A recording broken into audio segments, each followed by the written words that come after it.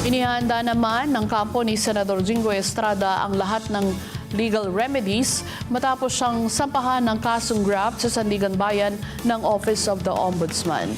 Ayon kay Senador Jinggoy, may mga irregularidad sa investigasyon at posibleng paglabag sa kanyang karapatan sa due process.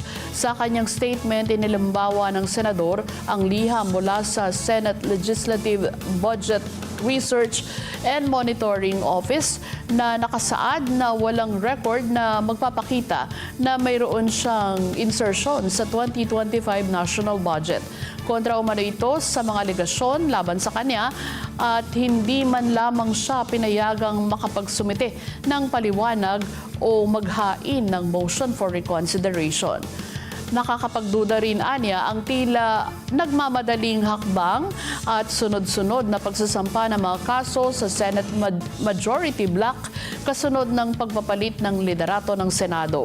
Ani Estrada ay pagpapatuloy niya ang paghahanap ng katotohanan at ang pagtatanggol sa kanyang pangalan sa tamang forum at alinsunod sa batas.